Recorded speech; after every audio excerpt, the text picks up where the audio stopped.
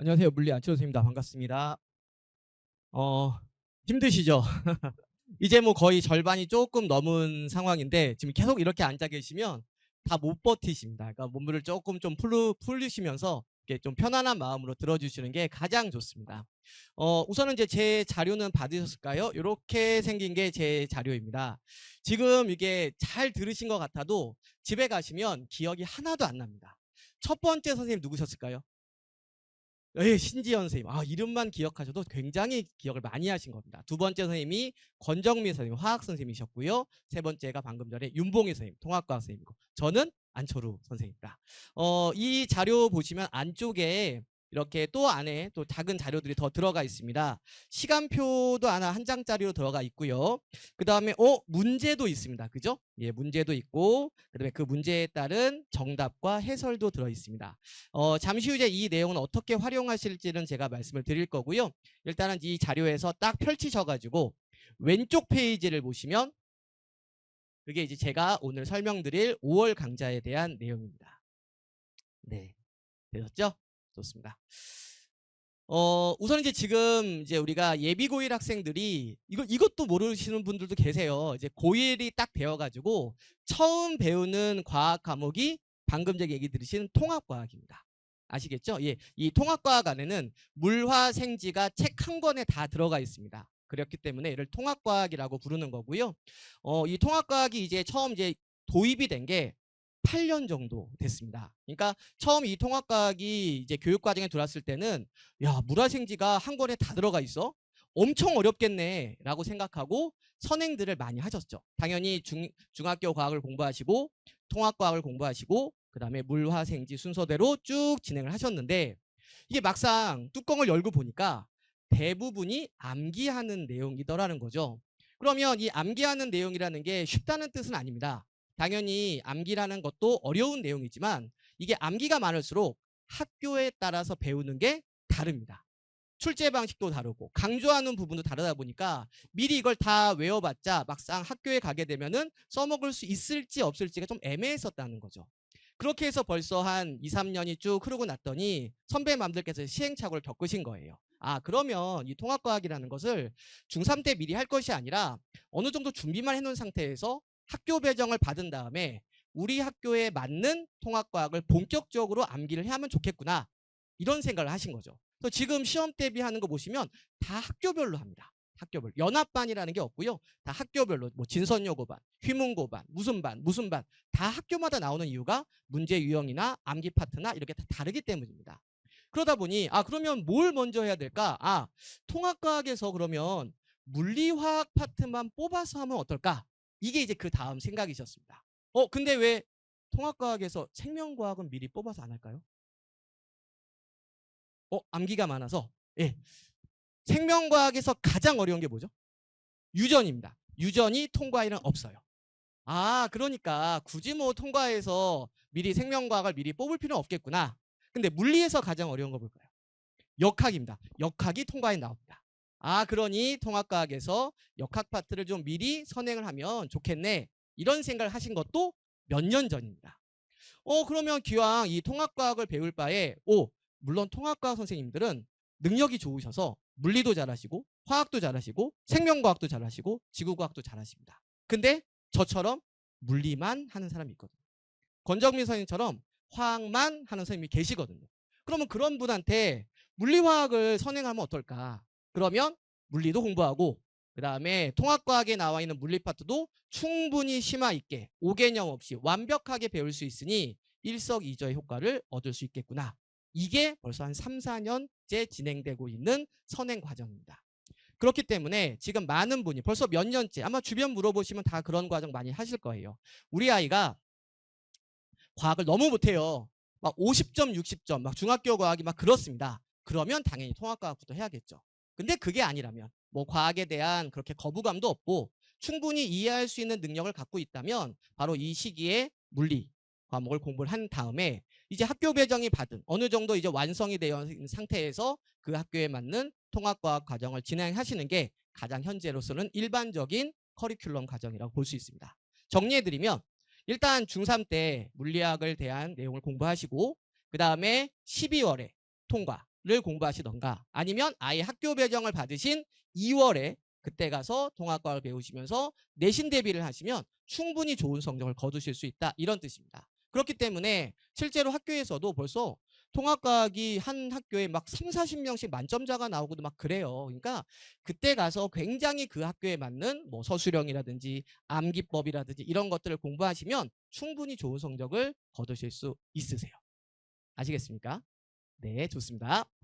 자, 그다음에 이제 저에 대한 내용이 이제 물리 파트로 들어가게 되면 일단 이제 이게 바뀐 교육 과정에 해당하는 목차입니다. 가끔 이거를 찍어 가시는 분들도 계신데요. 잘 안 보시게 되니까 안 찍으셔도 괜찮으십니다. 일단은 이제 학원에 가장 많이 물어보시는 게 교육 과정이 바뀌었다는데 막 물투 내용이 내려온다는데 우리 아이는 벌써 물리를 했고 이거 활용 못 하는 거 아닌가요? 라고 많이들 말씀하세요. 지금 보시면 하얀색 글씨 보이시죠? 이거는 원래 있었던 물리 원 내용이고요. 노란색 보이시죠? 요거랑 요거랑 요거 세 개 보이시죠? 예, 이게 바로 물투에서 내려온 내용입니다. 많이 살릴 수 있습니다. 그러니까 미리 하셨다고 하더라도 억울할 건 전혀 없으세요. 그런데 조금 약간 세부적인 내용의 차이는 있습니다.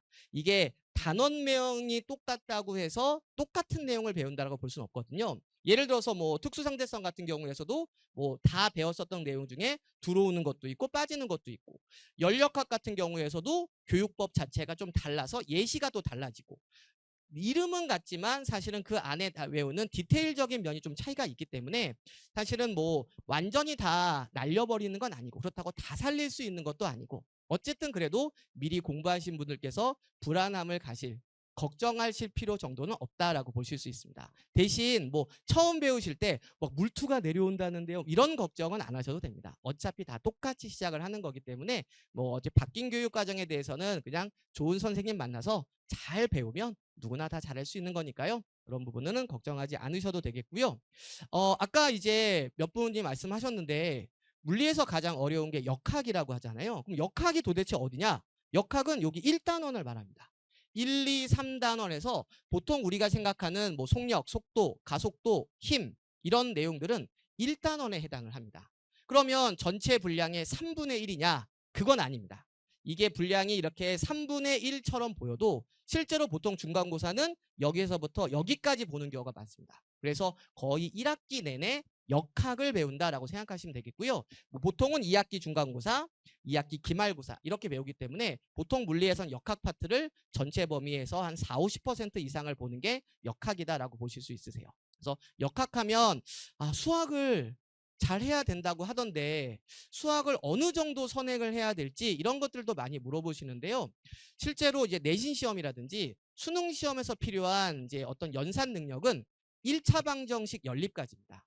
그렇기 때문에 보통은 중3 수학 정도까지만 공부하시면 물리에서 나오는 연산 과정에는 전혀 어려움이 없어요. 근데 사실 중요한 건 수학적인 연산 능력이 아니라 사고력입니다. 이게 너무 어렸을 때 이제 물리를 배우시면 약간 연산 위주의 물리를 많이 배우시게 되고요. 실제로 출제가 되는 건 연산이 어려운 게 아니거든요. 약간 생각을 좀 넓게 가질 수 있는 그런 사고력이 필요합니다. 예를 들어 드릴까요? 우리가 지금 정지하고 있을까요? 움직이고 있을까요? 오, 과학 잘하시네요. 운동하고 있습니다. 왜냐하면 자전도 하고 있고 공전도 하고 있거든요. 근데 이렇게 움직이면서 무언가를 바라보면 실제와는 다르게 보입니다. 예를 들어서 우리가 버스를 타고 이렇게 가고 있다가 창밖을 보면 내가 움직이는 거지만 밖에 있는 나무나 건물이 막 움직이는 것처럼 보이잖아요. 이렇게 좀 다르게 보입니다. 실제로 우리가 돌고 있기 때문에 태양이 뜨고 지는 것처럼 보이고 달이 뜨고 지는 것처럼 보이잖아요. 바로 그걸 말하는 겁니다. 그러면 우리가 자전과 공전을 멈추면 우리는 정지하고 있는 걸까요? 벌써 어렵죠. 그래도 우리는 움직이고 있습니다. 왜냐하면 우주는 팽창하고 있습니다. 그렇네요. 그러니까 이 우주에 존재하는 모든 물체들은 다 운동을 하고 있기 때문에 서로 실제 모습이 아닌 다른 모습을 가지고 있습니다.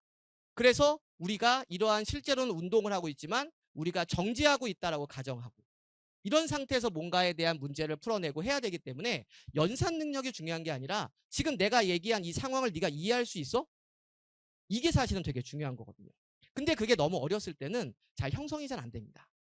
오히려 뭐 화학이나 생명과학 같은 경우는 어렸을 때 충분히 이해를 할 수 있지만 물리는 선생님 말하는 걸 이해할 수 있어야 돼요. 야, 모든 마찰은 무시해. 모든 공기 저항이 없어. 이런 상황을 네가 상상할 수 있어? 이런 상상력이 좀 필요하기 때문에 적어도 중3 정도의 어느 정도의 머리가 좀 자라야 사실은 물리의 수업을 들을 수 있기 때문에 사실은 지금부터 하시는 게 가장 사실은 좋은 상황이기도 합니다.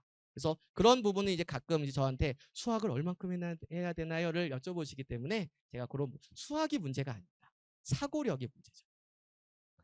자, 그 다음에 이제 물리에서는 가장 어려운 부분이 여기 있는 노란색 부분. 만약에 사진을 찍으신다면 이 사진이 좋으십니다. 왜냐하면 만약에 나는 다 물리를 다 공부하기가 너무 어려워. 저 피할게요. 자, 너무 어려워 라고 생각하시는 분들께서는 여기 있는 노란색 색칠 부분이 사실은 가장 어려운 부분입니다. 한 번만에 안 돼요. 누구나 다 2번, 3번은 해야 되는 그런 부분이고요. 저도 이제 이런 부분들을 강조하기 위해서 개념반이 있고 어드밴스드 반이 있고 엑스퍼트 반이 있고 다양합니다. 이러한 과정 자체가 바로 이러한 어려운 파트들을 위해서 존재하는 거라서 이런 부분이 사실은 물리에서는 가장 어려운 부분이다라고 말씀드릴 수 있겠습니다. 자, 그래서 이제 저는 이제 수업 커리큘럼 자체가 일단 역학 개념을 공부하시고 그 다음에 이 개념만 배우면 보통 이런 얘기를 하세요. 엄마 나는 내용은 다 알겠는데 문제가 안 풀려 이런 얘기를 많이 하게 되거든요. 그래서 이제 개념을 공부하고 나서 이제 역학 어드밴스드 반이라고 해서 보통 문제에 적용하는 1차 선행, 1차 심화 과정입니다. 1차 심화 과정을 한 다음에 역학이 아닌 그 외에 비역학 개념을 다루고 내고 최종적으로 역학 엑스퍼트 과정이라서 가장 어려운 난이도 문제까지 진행되는 총 이렇게 커리큘럼을 가지고 있고요. 5월 같은 경우에는 총 14번의 수업이 진행이 돼서 자, 개념, 역학 어드밴스드, 그다음에 비역학 개념 이렇게 이어가는 주 1회 3시간씩의 총 14번의 수업이 진행이 되게 됩니다. 근데 이제 아까 제가 자료에 문제를 아까 드렸습니다. 예, 받으셨죠? 예. 그게 왜 그런 거냐면 이 주변에는 굉장히 유명한 중학생을 대상으로 하는 과학학원이 몇 개가 있습니다. 아마 그곳에서 물리를 벌써 선행하시는 분들도 꽤 계세요. 그래서 학원에 제일 많이 물어보시는 게 이 중학교 대상으로 하는 과학학원과 안철쌤의 물리가 이게 난이도가 어떻게 되느냐. 거기 가서 개념을 배웠으니까 이제 여기는 심화를 배우는 거 아니냐. 이렇게들 많이 물어보세요. 그러면 중요한 건 이겁니다. 물리를 한번 끝냈어요. 우리 아이가 끝냈을까요? 그냥 선생님이 혼자 끝냈을까요? 알 수가 없습니다. 예. 성취도는 좋았대요.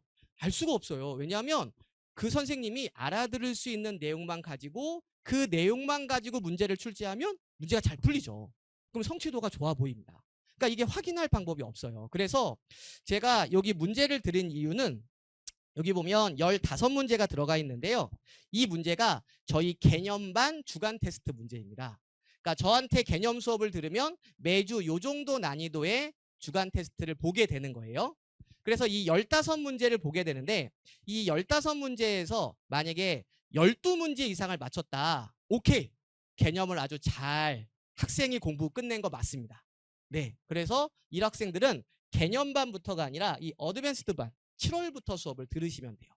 그런데 12문제보다도 못 맞췄다. 이러면 우리 개념반 학생들의 평균 이하 점수입니다. 그러면 이제 다시 해야죠. 선생님 혼자 끝내신 거니까. 네, 어쩔 수 없습니다. 근데 물론 그렇다고 해서 뭐 너무 막 이렇게 막 뭐라고 하실 것도 없는 게요. 그래도 어쨌든 어떻게든 한 번을 재밌게 잘 해왔으면 당연히 남들보다 조금 더 빠르게 이해할 수 있고요. 당연히 평균 점수보다 더 빠르게 올라갈 수 있습니다. 그러니까 그런 부분은 너무 걱정하지 마시고요. 충분히 그래도 확인은 좀 해봐야 된다. 저의 개념반 수업에 대한 난이도가 궁금하신 분들은 이 문제를 풀어보시고 이 문제가 저희 개념반 주간 테스트 문제다. 아시겠죠? 그래서 여기에 지금 정답하고 해설이 있습니다. 네, 그렇게 해서 한번 풀어보라고 하시고요. 직접 채점하셔야 돼요. 네, 아이한테 채점한다 그러면 이거 다 틀렸지만 나 실수야 이러면서 맞았다고 막 하거든요. 예, 그러니까 직접 채점만 하시면 되겠습니다. 그리고 상담은 학원에다가 물어보시면 이제 잘 안내를 해 드리실 거예요. 그 다음에 저희가 이제 이런 개념 과정이 5월에 시작되는 반도 있고요. 7월에 시작되는 반도 있는데 5월에 시작하신 게 사실은 저는 가장 좋다라고 생각이 듭니다. 왜냐하면 여름 같은 경우는 이제 작년에는 한 660명 정도 학생이 저한테 수업을 들었고 지난 1, 2월에는 1200명 학생이 저한테 수업을 들었거든요. 그러니까 이게 시간이 흐르면 흐를수록 점점 인원이 많아집니다. 이 인원이 지금 많으신 게 아니에요. 이 인원이 많으신 게 아닙니다. 그래서 그만큼 많은 학생들이 찾아와서 공부를 열심히 하기 때문에 빠르게 시작하실수록 가장 적은 인원으로 수업을 들으실 수 있다는 장점이 있으세요. 그리고 5월부터 시작하시면 개념 한번 끝내고 그 다음에 뭐 기말고사 기간 휴강 들어가더라도 8월 말이면 여기까지가 다 끝납니다. 8월 말에 끝나면 이제 9월이 됐잖아요. 그럼 이제 안심이 된 거죠. 이제 뭐 통합과학을 하셔도 되고 이미 어려운 물리 쪽은 끝냈으니까 화생지 쪽 이렇게 좀 강조하셔도 되겠고 마음의 여유가 생기시는 거예요. 그래서 올해 하시면 8월 말에 끝나게 되니까 그때 시작하시고요. 만약에 7월에 시작하시게 되면 이게 뭐 9월 또는 10월까지 갈 수도 있는 거니까 저는 사실은 5월이 가장 적은 인원으로 가장 여유 있게 끝날 수 있지 않을까 이런 생각을 합니다. 그리고 이제 5월에 했을 때 또 하나의 장점 중에 하나는요. 제가 마침 보니까 이번에 5월 15일이 부처님 오신 날이더라고요. 그래서 원래 이제 토요일에 수업을 쭉 하면 이제 사실 숨 쉴 틈 없이 막 진도만 나가게 되는데 이번에 보니까 1회차, 2회차 수업을 하고 3회차 때는 부처님 오신 날 제가 수업을 진행을 할 거고요. 그러면 그 주 토요일에는 이렇게 중간 점검을 할 수 있겠더라고요. 그래서 요거는 이제 저희가 무료로 진행을 하는 거니까 정규 수업 과정은 총 6번이 이제 처음에 쭉 진행이 되는 과정에 이렇게 중간 점검도 할 수 있고 또 클리닉도 할 수 있고 이러한 여러 가지 이제 패턴이 이렇게 더 할 수가 있는 여유가 좀 생기기 때문에 제가 5월을 조금 추천을 드리는 겁니다. 그 다음에 아까 말씀 안 드린 게 주간 테스트 아까 15문제 해당해서 개념반부터 시작할지 어드밴스드 반부터 시작할지 아까 말씀드렸고요. 그 다음에 저는 이제 주간 테스트를 보게 되면 한 문제 이상 틀리면 그냥 재시험을 보고 하원하기 때문에 보통 수업이 5시가 종료긴 하지만 보통 5시 10분에서 15분 정도에 끝나게 됩니다. 그러니까 그런 부분들 참고하셔서 스케줄 짜시고요. 그 다음에 클리닉은 뭐 사실은 어느 선생님이나 다 진행하는 부분이긴 한데 저는 좀 차이가 있습니다. 일단 뭐 보통 질문 클리닉이 이제 일반 선생님들이 하시는 클리닉이에요. 아이를 불러서 뭐 조교쌤이나 또는 뭐 이렇게 쉬운 문제 주고 질의응답 받고 이런 클리닉이 있는데 저는 이제 개념 클리닉이라고 이거는 아예 제가 다른 학원 선생님 한 분을 초빙을 해와요. 그래서 그분이 잘 못하는 학생들만 따로 모아가지고 본 수업보다 조금 더 쉬운 수업을 한 번 더 해주십니다. 무료로 진행하는 그런 수업이기 때문에 이렇게 개념 클리닉이라고 하나가 더 차이가 있다는 거 그것도 기억하시면 되고 저희 그 자료에 제가 노란색으로 이렇게 자랑해놨어요. 그 다음에 벌써 얘기 다 했네요. 요거까지 하고 제가 마무리 짓겠습니다.